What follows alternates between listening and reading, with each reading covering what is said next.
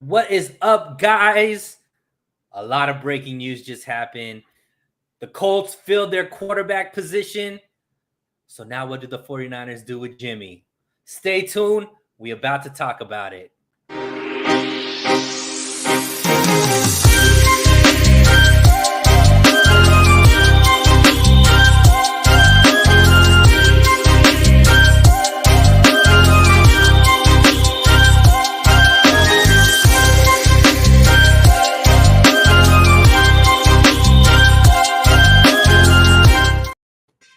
What is up, fam? Thank you so much for joining to the show today.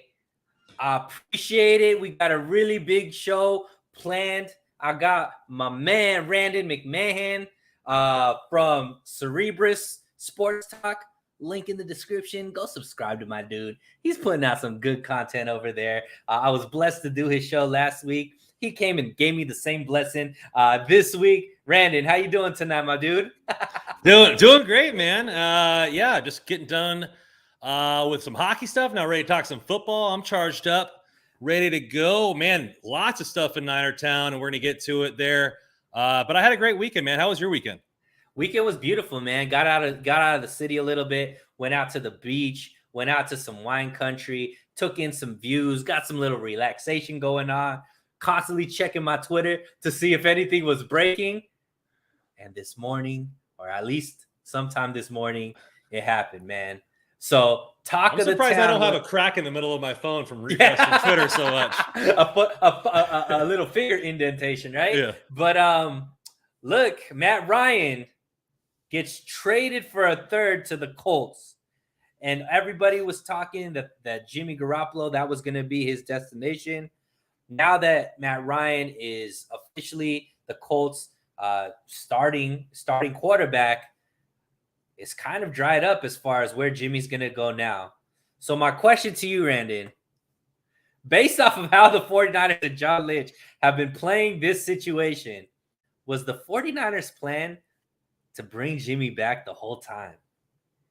I don't think so. I think they just misplayed their hand, right? Okay. I mean, in a game of poker was this offseason, they had the third best hand at the table going in, right out the gate with the hold cards. And, when the flop hit, you're like, oh, hey, we're still sitting pretty good, right? I mean, Denver wasn't really a realistic destination. Russell Wilson went there. Packers stay with Aaron Rodgers, and Jimmy Garoppolo is supposed to be the next best thing. So, we hit the three of a kind, or, to keep going with this analogy. But there were some outside, flushes and straights that were able to be hit by other teams, and both of those hit. And, the Niners were, have all these chips in the table, and they just got bit. And, not to say that they won't. And, I'm a fan of, I really don't care if they trade Jimmy G to Seattle. Like, I'd rather have the money to use on Trey Lance, but who knows? I mean, to me, it seems that Sudfeld was signed to a fully guaranteed contract, or a large part of it. I think it was fully guaranteed, right? Or a large portion of it was. Yeah, $2 million fully guaranteed. Yeah, so that signaled, hey, we're moving on, and all this kind of stuff. And I just really think the talent of Jimmy Garoppolo and what he brought to the table was hampered by him not being able to be on the field. But a guy that I follow on Twitter, Oscar Aparicio, stated that, hey, if you're planning on getting Jimmy Garoppolo, you're not planning just for him to be a bridge this year. You're probably going to extend him. So why does it matter if he's not going to be there right at the beginning of OTAs? You're getting him for more than just 1 year and all those things. So that shouldn't be too much of an issue. And I tend to agree with that too. So it's just kind of an enigma to me this whole offseason. I think that the 49ers thought they had the best hand on the market. They probably did have a second being offered, or maybe multiple picks, and they thought that they could push their luck and try to get some other team to go all in on the hand that they were dealt, and it just kind of snake bit them in the butt. Let me push back a little bit, Randon. All right, go ahead, man. Let's do it. Make a lot of sense, but I'm gonna play tin hat conspiracy theory person. All right, so $2 million fully guaranteed is not much more than the $1 million that they paid. Who's the guy that got drafted to the Cardinals and was playing for Tampa Bay last year, out of UCLA? Rosen. So Josh Rosen made $1 million as a third stringer, practice squad, and then they shipped him off, right? So $2 million fully guaranteed. We're not talking about crazy money that the 49ers fully guaranteed a guy who played on their practice squad most of last year. So the first thing to me is, remember last offseason, Lynch and Shanahan came out in a press conference and they said the thing that we isolated as one of our biggest issues for this team is that we haven't had a competent backup quarterback, right? Because the whole tenure they've had their starting quarterback get injured, and they haven't had the caliber of quarterback that could just come in and be able to still keep the team competitive down the stretch to be able to still push for the playoffs. So that was one of the reasons why they held on to Jimmy, as well as drafted Trey Lance. Even in that offseason, before they decided to hold on to Jimmy, remember they were trying to go after Andy Dalton. They were trying to go after Ryan Fitzpatrick. They were trying to get like a veteran backup quarterback. Do you believe that all of a sudden now that isn't important to them? Because I have to think that Nate Sudfeld, who was the third string quarterback for Philly, last year was mostly on the practice squad. I think he suited up maybe 4 times. 4 times for the 49ers. And even though he got a fully guaranteed contract, to me, it's not that top tier, like backup quarterback type money, right? We're seeing backup quarterbacks get anywhere from 8 to 12 million on other rosters. So that's one, right? They haven't gone out and gotten the type of backup quarterback that we thought they were going to get, whether it be, Marcus Mariota, or it was Teddy Bridgewater, or Tyrod Taylor. They didn't go after any of those quarterbacks. Number 2. Well, before you go to number 2, all three of those guys are either starting next season or in competition to be starting, which they wouldn't have been doing for Trey Lance. So why spend up for that type of money? Who's competition to start? Mariota is a starting quarterback for the Falcons. Brissett will start if Watson gets suspended, and the third one you mentioned is in competition for the Giants, isn't he? I mean, Tyrod Taylor. Okay, I mean, if we got to stretch that way, Brissett is not in competition for the starting quarterback with Deshaun Watson. He will start if Watson is suspended. So they brought him in. They brought in a competent backup in case they have to go down that route. That's exactly what I'm talking about, though. They brought in a competent backup. There's no need to do that for Trey Lance. If you're going to give the ball to Trey Lance, then that's it. Time out. But all of these guys aren't in competition for the starting job. They're a competent backup just in case your starter goes down, which is the whole point that the 49ers were making, that they haven't had that they were dealing with CJ Beathard. They were dealing with Nick Mullins.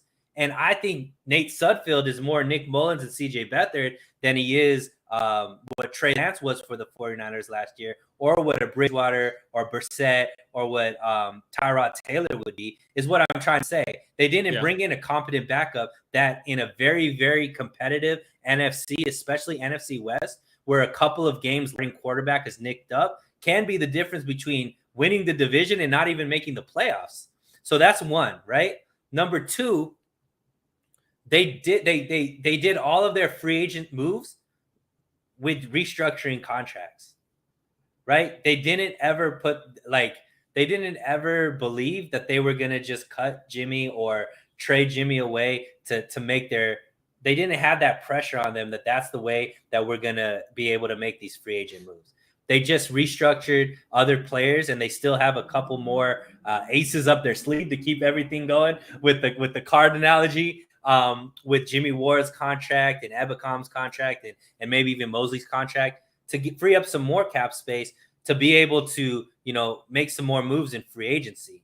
So in my mind, maybe it wasn't plan A, Randon, but I do believe that the 49ers had at least maybe some guys like John Lynch and maybe, some of the guys in the front office had an inkling of an idea, or at least played out a backup plan that Jimmy was an option to come back and at least make sure that they had 2 competent quarterbacks in that quarterback room, regardless of what the trade market was.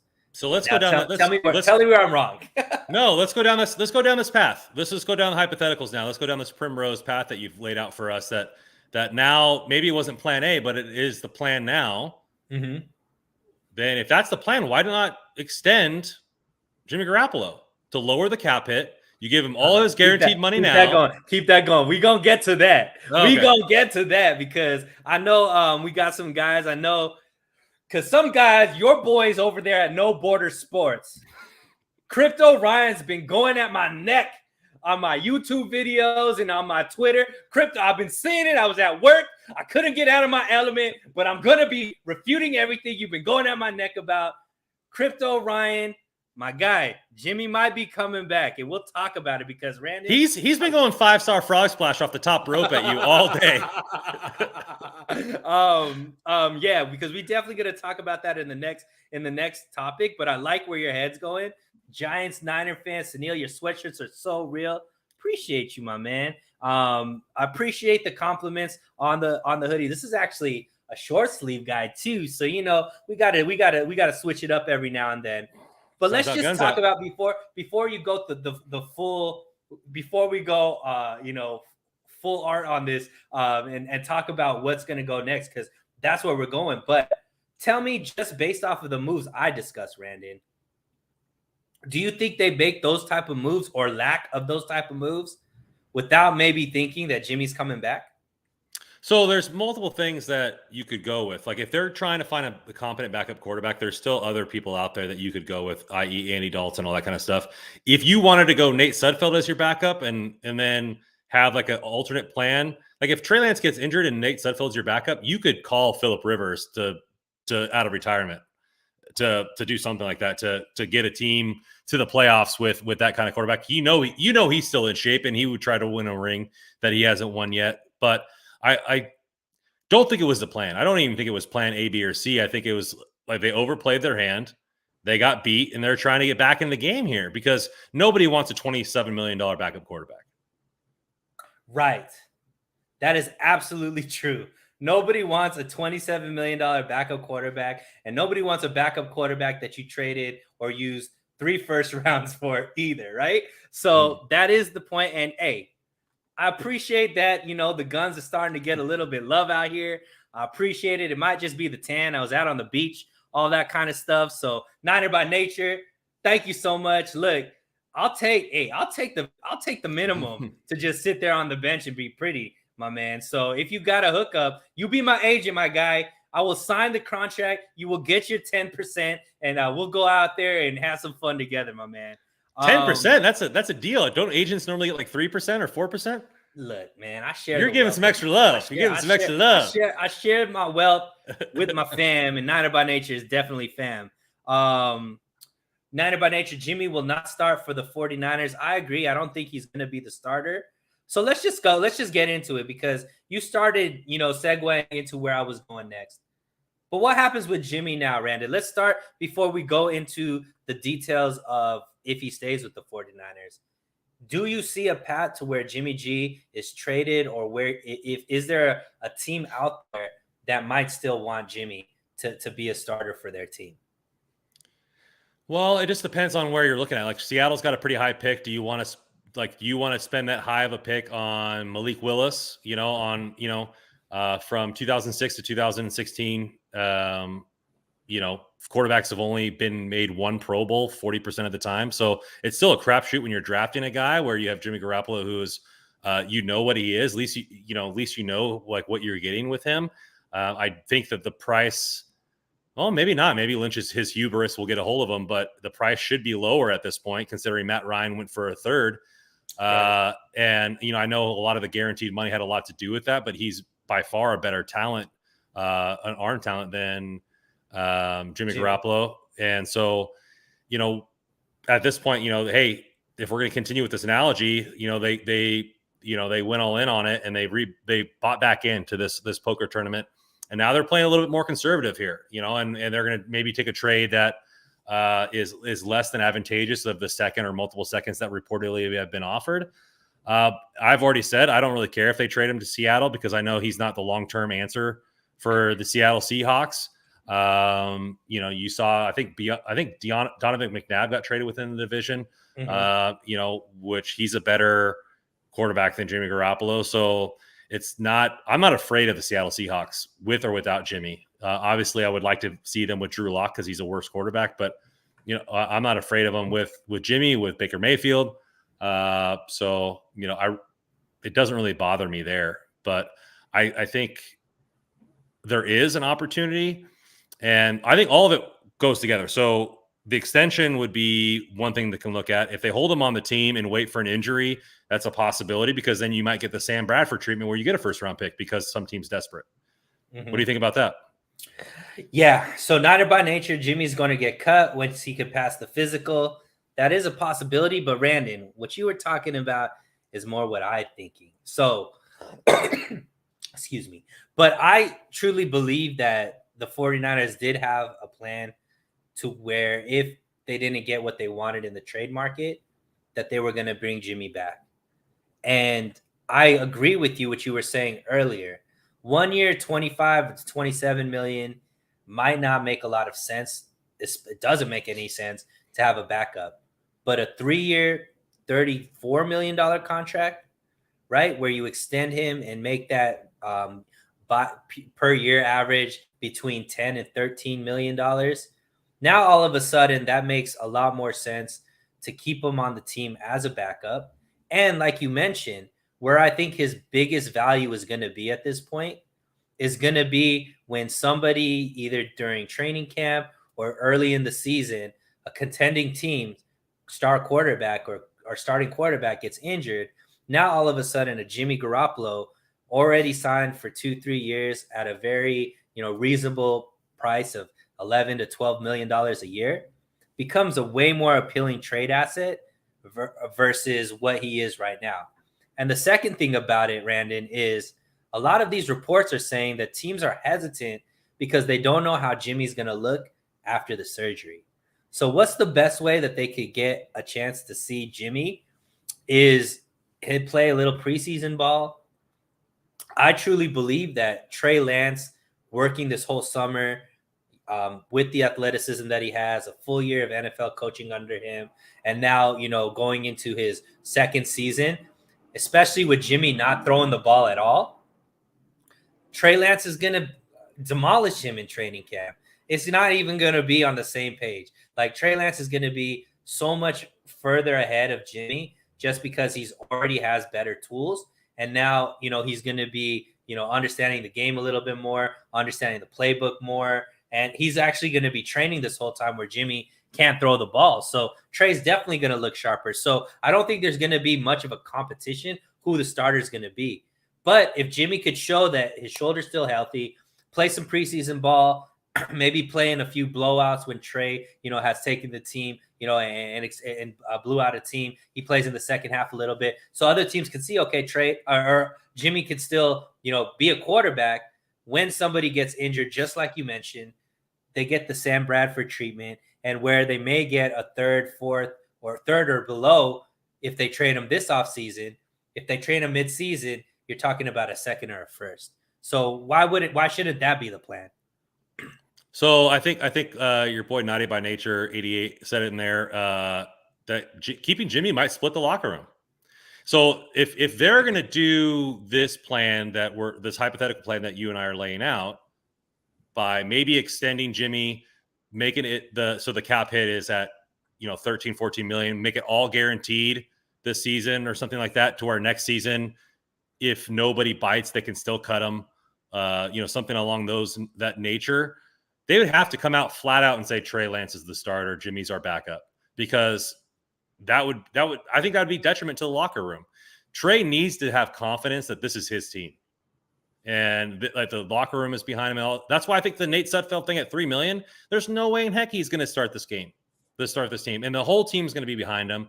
But when the back and forth, will he, won't he, what if first game of the season he comes out and throws 2 picks and he looks crappy, but Jimmy Garoppolo is sitting there on the bench with his beautiful jawline. Are you not going to bring him into the game?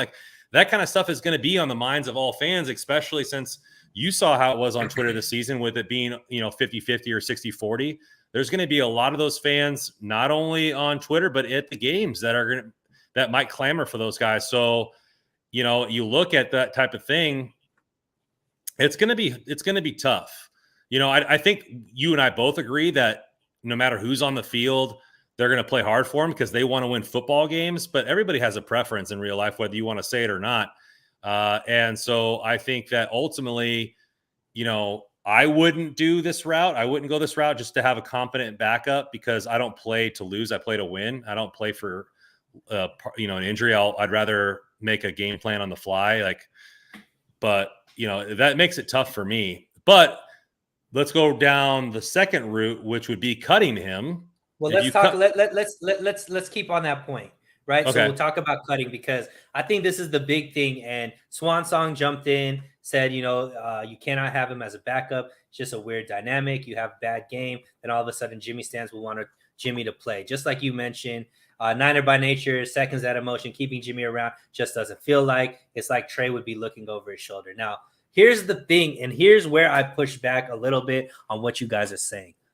One, we're imagining that it's the Trey and Jimmy battle from last season, which isn't accurate, right? So Trey Lance came after not playing a year full of football into training camp. How's that any different than this year? He only played 2 games. Hold up. But he was part of football operations for a whole year. That wasn't the truth last year, right? And he did play. He did start 2 games. Guess what, Randon? That's 2 more. That's 1 more start than he did the year before, right? And so so he's been playing football this whole time. Jimmy Garoppolo was healthy last offseason. He's not healthy this offseason. So we don't even know if he's going to come back after the shoulder surgery and even be ready to start playing. We don't know how he's going to respond to that. We don't know how his shoulder is going to be. It's not like it was just any type of shoulder surgery. They say minor surgery, but how minor is a surgery where you can't throw for 16 weeks, right? So it's not a foregone conclusion that Jimmy's just going to be ready at the beginning of the year. And even if he is ready to throw, there's no doubt in my mind that Trey Lance is going to blow him out of the water. We've seen what Trey was doing in practice in the practice footage that we saw. We know how hard he's working this offseason. He has a full year being coached hard by NFL caliber coaches. He's the better athlete, the stronger arm. So it was just about him learning the system. And now he has a full season in the system and a full offseason in the system as well. So I don't think that same competition is there. So when people say it's going to be a weird dynamic, I disagree, because we are thinking that these players in the locker room are just going to stand Jimmy or be blind towards Jimmy, regardless of what they're seeing out of the people that are there and who's playing. Because the reality is these guys want to win.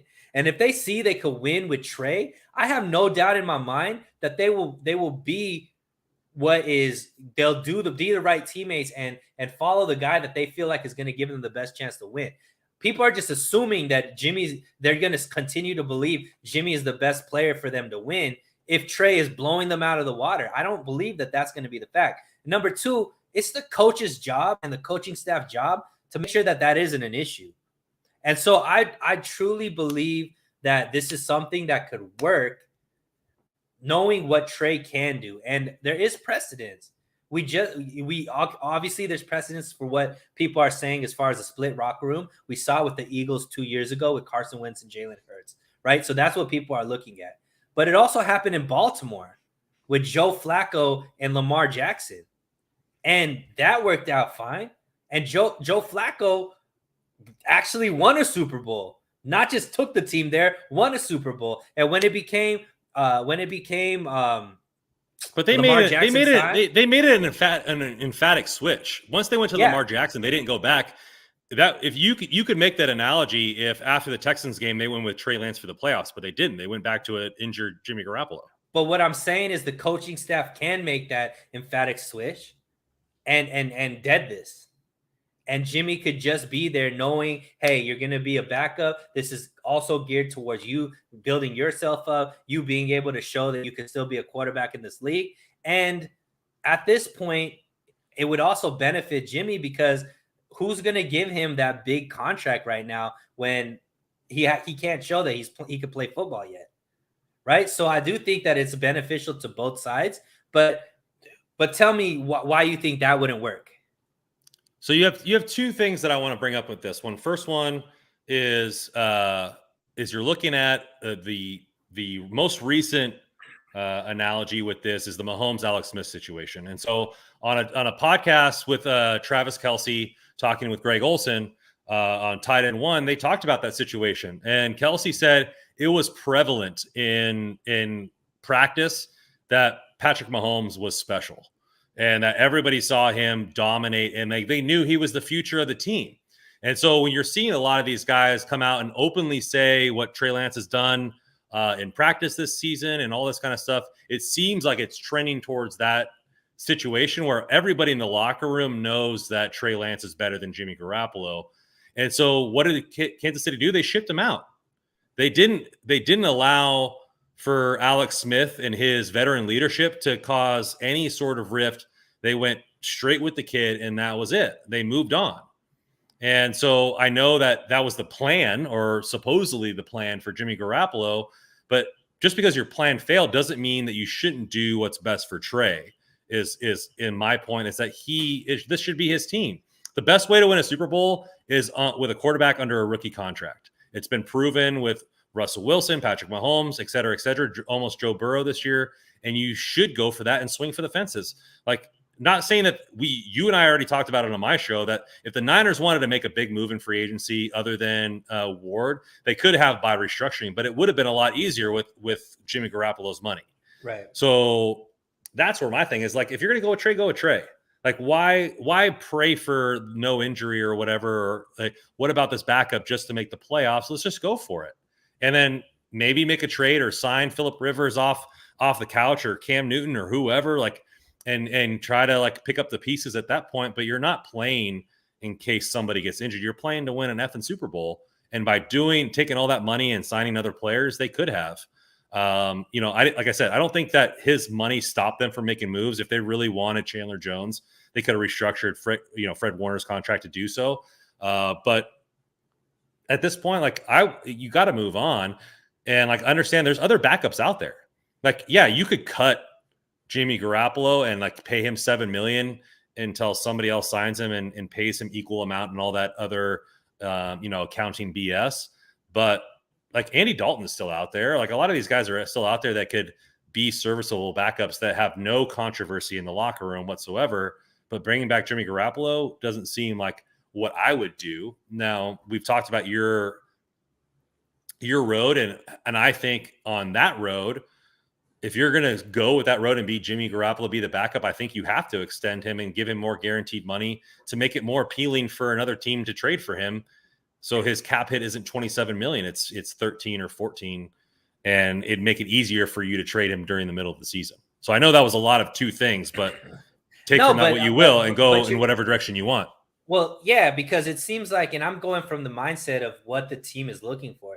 It seems like that they're not willing to let him go for nothing. Because if that was the case, it looks like, if the Indy was comfortable giving a 3rd round draft pick for Matt Ryan, who for a one-time MVP, right? But and someone who wasn't even on the trading block at the time, right? I'm sure they made some offers to the 49ers, whether it be somewhere in the 2nd to 4th round range. So if the 49ers were just trying to get rid of Jimmy's contract and just get some type of assets for him, I think they already would have made a trade, because I think Washington made an offer. It looks like the Colts may have made an offer, and who else knows what they made an offer for? I know there was some kind of report that's saying Lynch was saying that they had 2 second rounds as an offer. I don't believe that, but maybe if that was there, all it shows is that the 49ers are looking for something specific that they haven't gotten. Otherwise, Jimmy would not be a 49er right now. Is John Lynch's and Kyle Shanahan's hubris like enough to double down? Like, if you made a mistake and didn't smash the trade when you could have, like, is there hubris enough to double down? Like, which could make the situation even worse just because they want to be right? Possibly, but everybody's hypothesizing, right? Yeah. So we're hypothesizing that it automatically is going to be a toxic locker room, that there's no way it could work, all these kinds of things. In my eyes, I say, what I also look at it and say, look, this team is different from other teams. Like, it's a very tight-knit group, right? Jimmy and Trey's relationship was actually pretty healthy. In both of their exit interviews, they both mentioned how much they respect each other and how much they like each other. Now, obviously, that could change in a heartbeat when it comes to competition. But I've also seen the character of Jimmy Garoppolo, and he's not a guy who he's a guy that's been treated extremely bad by Kyle Shanahan and John Lynch, right? They flirted with every single available quarterback and some that weren't available every single offseason that Jimmy Garoppolo was on the team. So, and we just saw quarterbacks like Kyler Murray and Baker Mayfield, when they get even a little bit of the team not being behind them, they're demanding trades and writing strongly worded letters to the media or to whatever, right? Jimmy Garoppolo hasn't made it about him at all.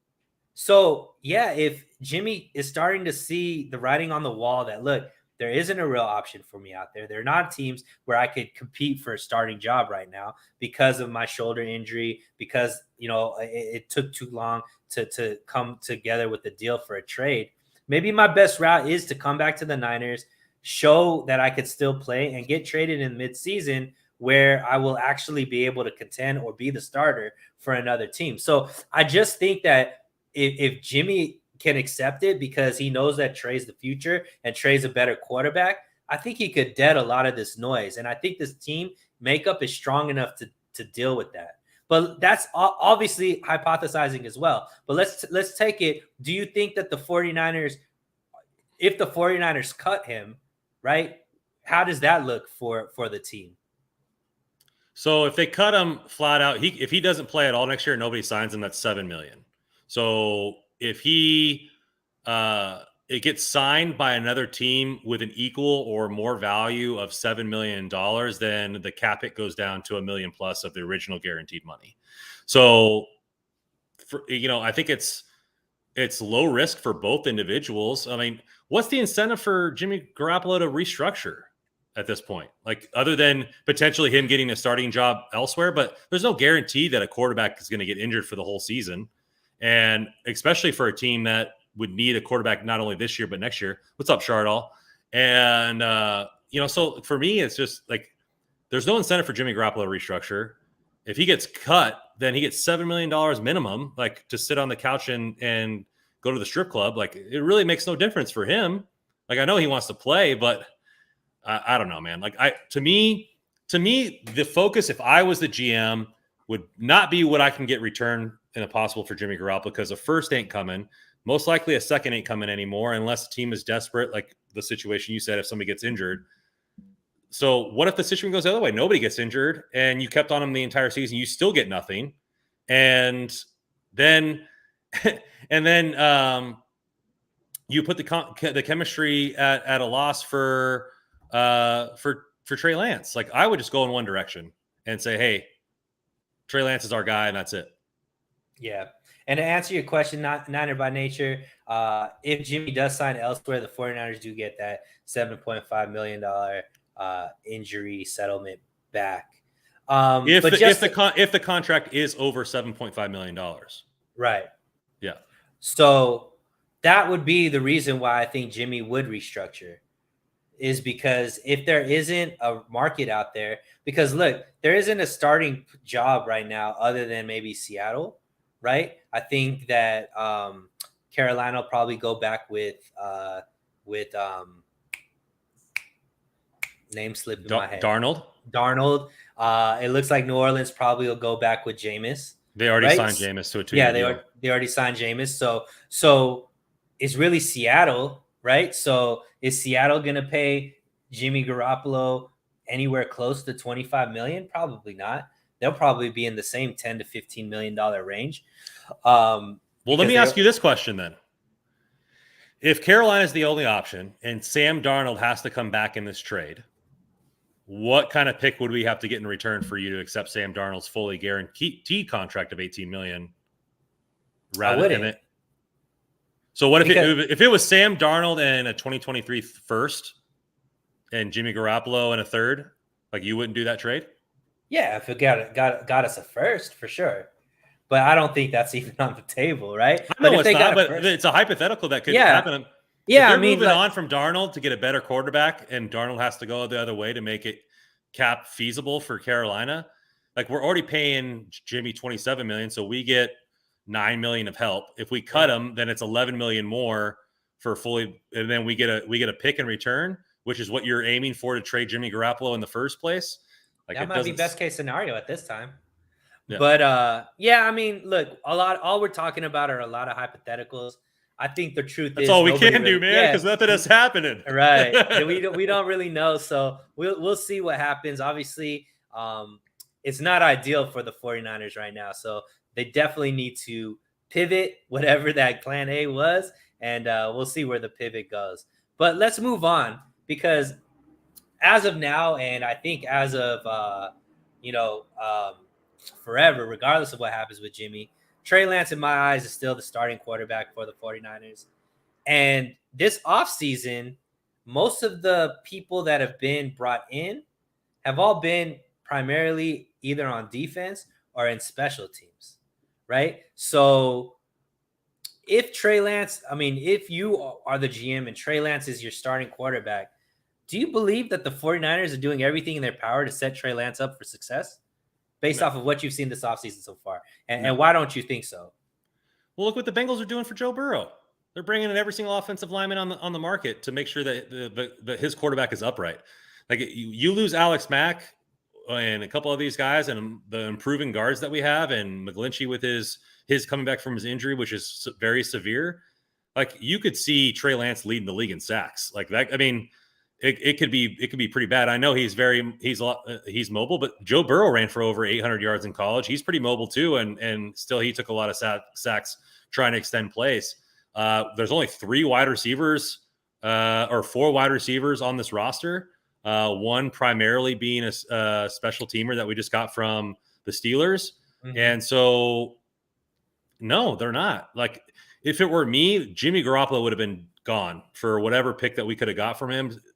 Use that money and spend it on whatever you need to spend it on to get him on this team. Like, look at Allen Robinson, went for $15 million. Like, could you imagine Deebo Samuel in the slot, Allen Robinson and Brandon Ayuk on this team, and set Trey Lance up for supreme success? Like, it makes no sense to me. Or get a backup tight end.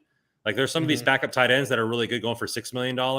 You could have got Chandler Jones as well. Like, all these guys, like I said, and I don't think that if they really wanted a guy, they could have restructured another person. So I'm not saying that Jimmy's the reason that they're not getting these guys, but for me, it would have been, hey, thank you, Jimmy Garoppolo, for taking us to a couple of these, really good seasons, but we're moving on and we're getting whatever we can for you. As soon as the market started to sour, I would have taken whatever they would have given us. It made no sense to me. Like, they're not setting up for Trey Lance for success. And now if they keep Jimmy Garoppolo, they're not telling that the team is his unless they flat out say it before camp starts. Right. And this is one point that I have to agree with you, because the offensive line, to me, is something that the 49ers have to fix through free agency.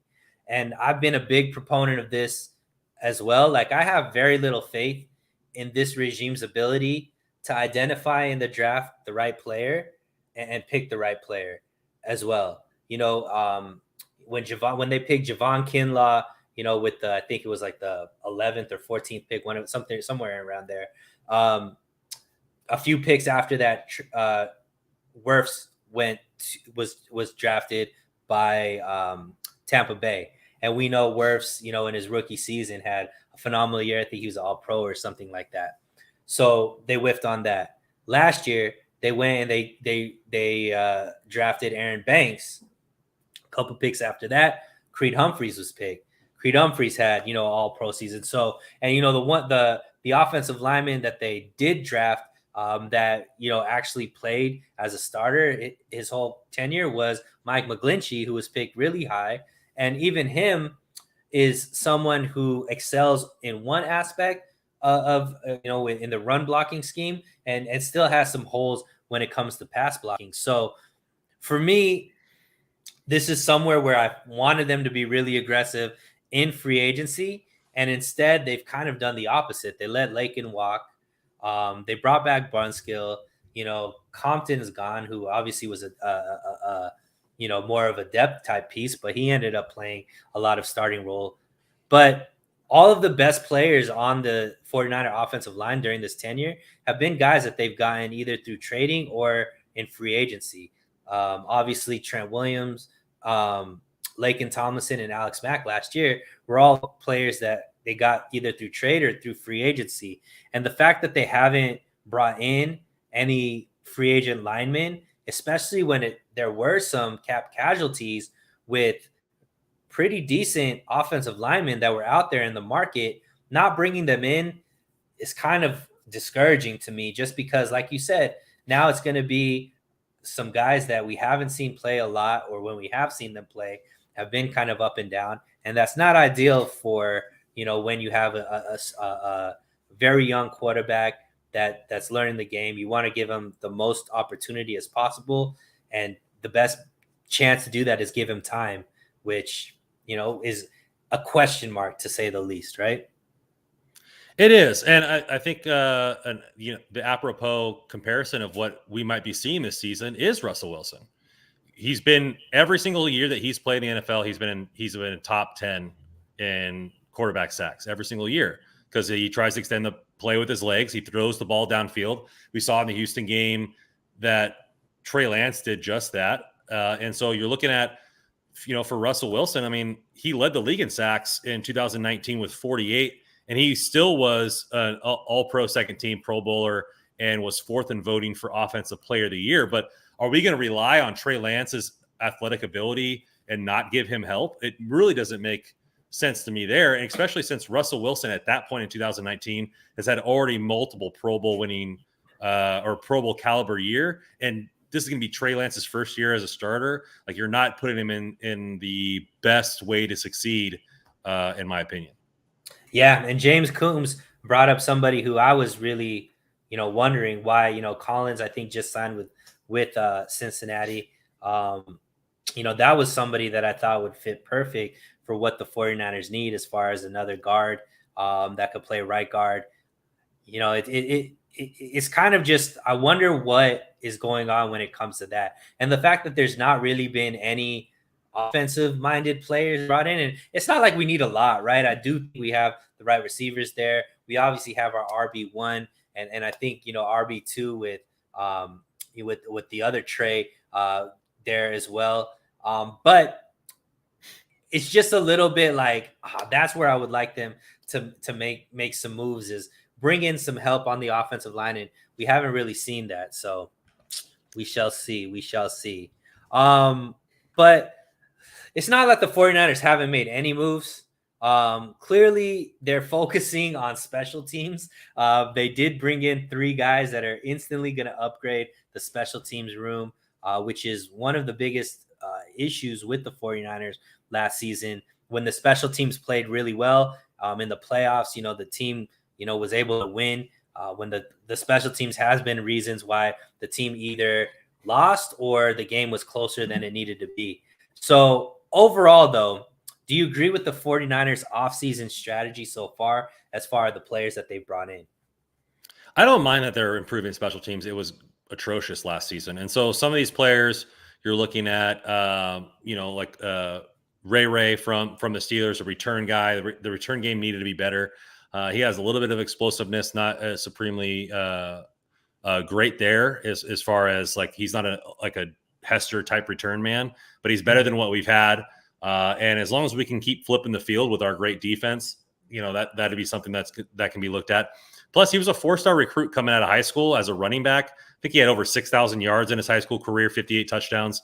So he has that gadget mentality that maybe you see him be like wide receiver 5, but used in a lot of gadget roles to limit the amount of exposure that Deebo Samuel gets out of the backfield, at least earlier on in the season until the playoffs and start going there.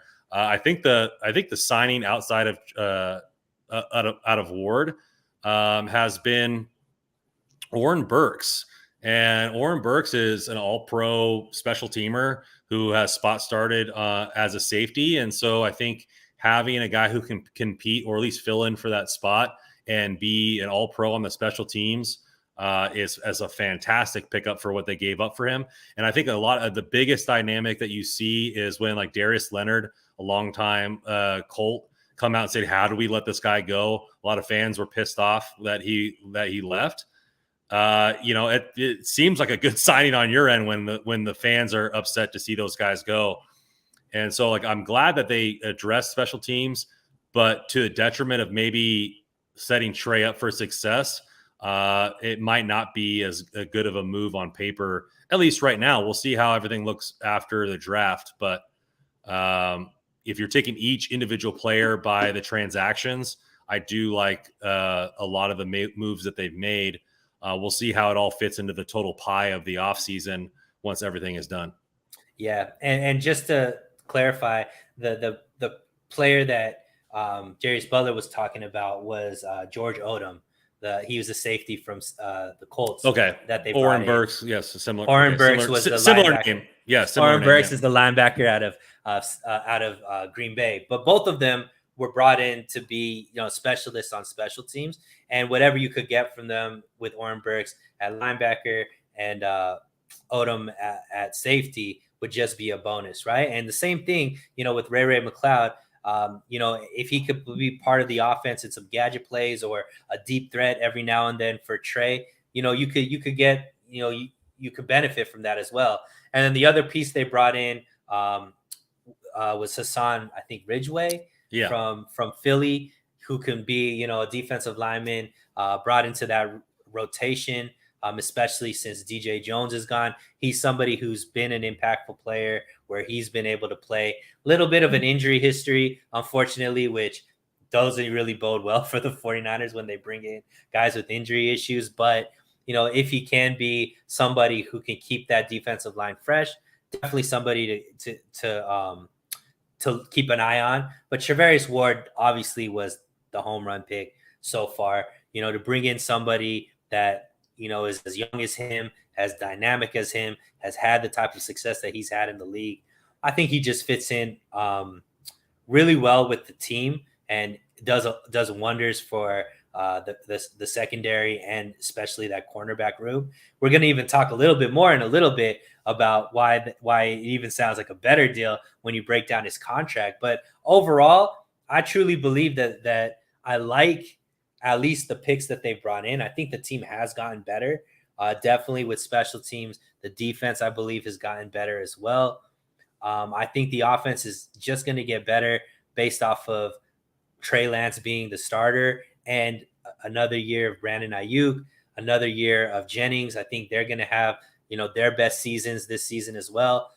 Not to mention, what Debo's going to do, Kittle's going to do. And that's kind of the biggest point that I think a lot of fans are missing is we have so much premium talent, Randon, on this team that it wasn't like we needed to make these big splashes, right? We have at so many different positions, players that are in the top 5 of their position group, if not the top 10, top 15 on so many different levels, from left tackle to middle linebacker to fullback to, secondary to defensive line. So at running backs, like we have so many players that we didn't really need that big splash. We just needed some depth and maybe some pieces. And I think somebody mentioned what I'd really like them to do now is shore up that safety position and shore up some offensive line. And then I'd really be extremely happy with what, the team makeup is going to be going into next season. What about you? What are some positions you want to see them attack? I think you're looking at if this team stays healthy, yeah, they're elite everywhere. But the fact that it doesn't happen very often, at least for 100%, offensive line depth is going to be huge because the unknowns of how a lot of these players are going to play. I think wide receiver room, like people are saying, like, oh, we're locked there. I think that's BS because Debo has missed a game every single season at least. And then Ayuk has shown a lot of good flashes. Can he take that next leap? Kittle's been able to step up when he needs it, but we still don't have anybody that can tear the roof off the defense. And I would like to see them to address that in the draft, which the draft for wide receivers is very deep. A lot of burners. I mean, more guys ran under 4.4 than ever in the draft this season, or at least was tied for the most ever. So they can definitely address those things, but for me, it was like they're taking a lot of faith that a lot of these guys like McGlinchey and all these players are going to be healthy for the full season, and the depth really isn't there. But like I said, this is foresight, because what if Banks takes a good year two leap? What if a lot of these guys happen? But I don't really like to depend on what ifs. I like to have a good plan to come into it, and I think that they could have done a better job at filling those needs. I'm not saying that they won't or they can't with whoever's left on the table, but we're well past the first tier of guys out there. I mean, there's one big, Armstead or Trayvon, I think his name is, but they're not going to go after him because he's going to get big money to play tackle, and they have McGlinchey with a fully guaranteed contract. So, I do, but I think that there's a lot of holes that they could plug up with some more depth and really take a shot. And I think the cornerback room, I would be happy with them getting Verrett back on a cheap deal and having him be at minimum the fourth best corner on the roster. And if we need be, he can start. So there's some moves that we can make. And right now, fans are upset that we didn't go out and make a big splash. I think they blame Jimmy and his contract that we didn't do a big splash like Chandler Jones or Wagner or whoever. This team is still very deep, and this NFC got weaker this offseason, and we still could be one of the top three teams in the NFC with the roster as constructed before even the draft. So there's lots to be happy about, and there's lots that you could still nitpick at, which I think fans are. Yeah, and I mean, the 49ers tend to do pretty well with their bargain shopping when it comes to free agency and, undrafted guys and stuff like that. So I do think the 49ers will find some gems because they do it, every season. A guy that, we weren't really looking at comes in and, makes an impact. So I agree with you overall. I think we're still in a very, very good position. But something you mentioned with Ward, I know both of you and I really like this pickup, but then when you saw the contract, it became even more appealing as far as what they were able to do to get such a high caliber corner with really what seems to be a very team-friendly deal. So, Randon, why don't you break down the details of this contract and why you're so excited about what you saw when you read the details? Yeah, I mean, one of the players is arguably one of the top in this position, and so playing a lot of man, and then Mosley maybe goes inside to the slot and have Ambry Thomas on the outside. I think the secondary, which I've been advocating for, that they haven't really invested in since Ward and Tart in the draft, do it in free agency, which, I love. And then if you look at this contract, everybody was kind of knocking it like, why didn't you spend $2 million more to go get, JC Jackson? But then you're looking at, hey, like most of the guaranteed, if not all the guaranteed money's in the first 2 years, which gives them an out if it doesn't work out. The average AAV kind of goes down in the first couple of years because the first year is really low to I think it's closer to 11, 12 million is the total AAV. So it's a very team friendly deal. It's not a prove it deal, so to speak, but it's not as bad as what people were looking at just in the basic brass tacks. And so I think it does well. I think Ward has earned the money he's getting and a lot of the guaranteed money.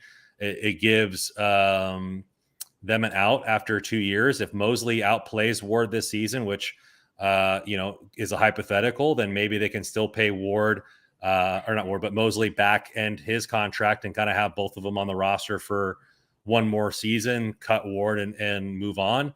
So it gives them a lot of options, but it addresses a need.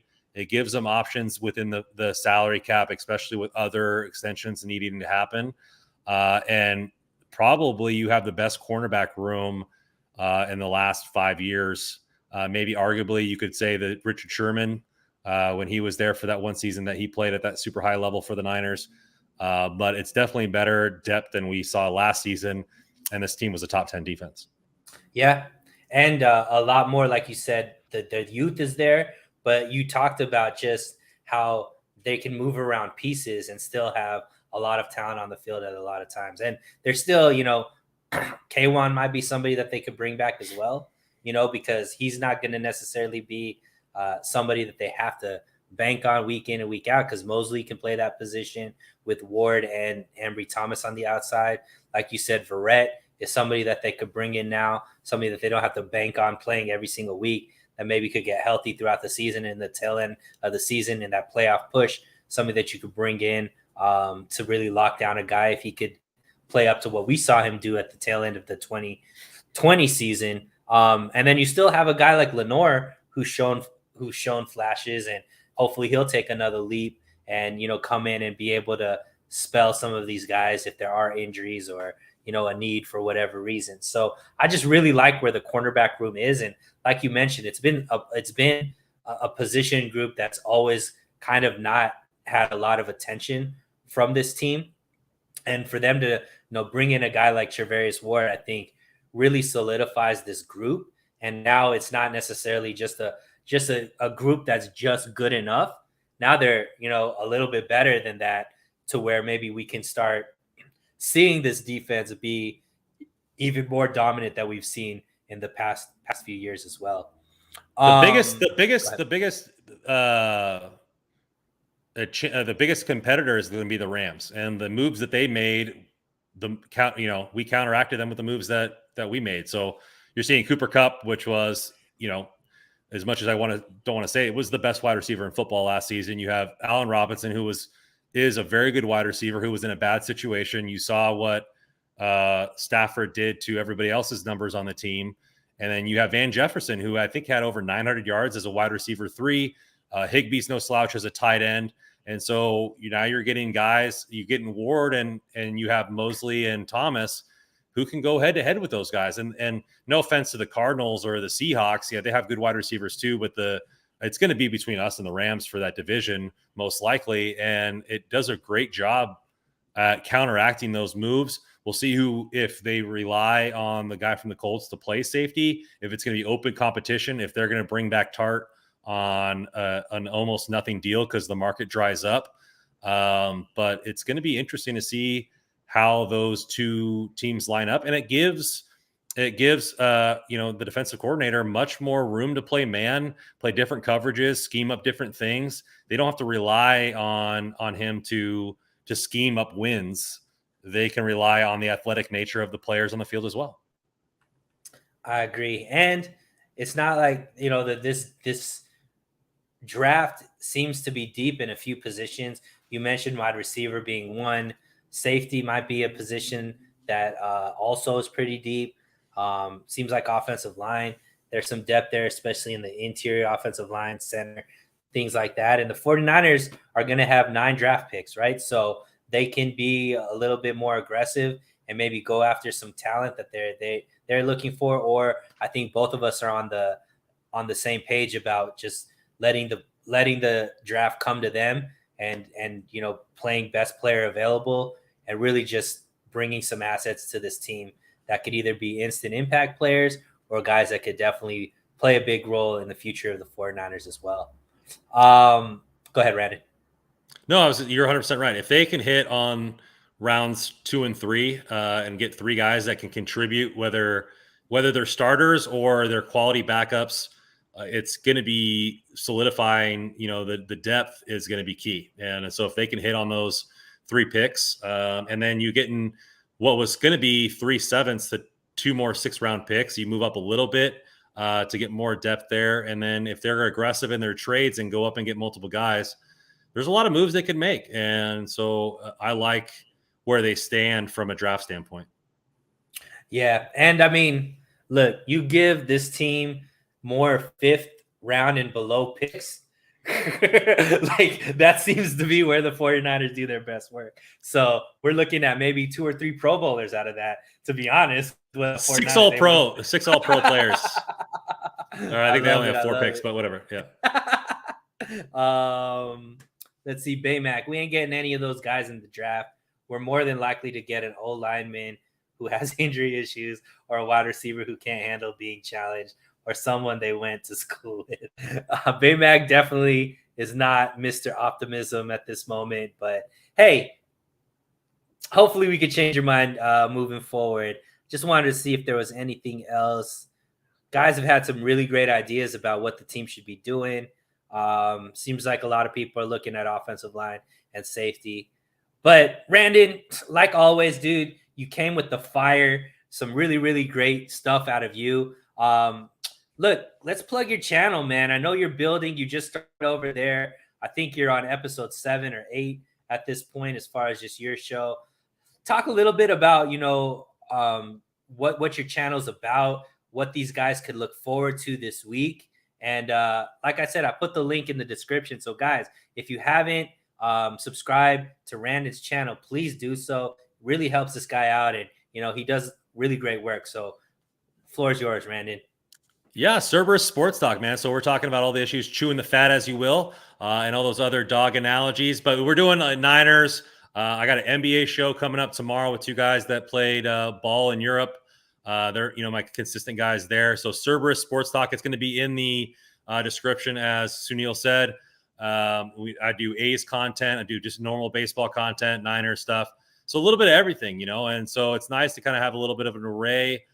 Because as I'm wearing right now Kings gear, I'm a part of Hockey Royalty as well, where we talk to Kings. So it's my chance to have a channel that I can talk about all my other passion about sports. So I'll pretty much talk about whoever comes on. I did a show with Dougley Durong for the Miami Dolphins, talking about the trades and the interaction between the team. So I'm just trying to bring as much content as possible and good storylines and good energy to the channel. So yeah, please subscribe, and whether if you're not an A's fan, then don't watch that show. Watch the Niner stuff. Do whatever you can, but any support that you guys can give, that'd be great.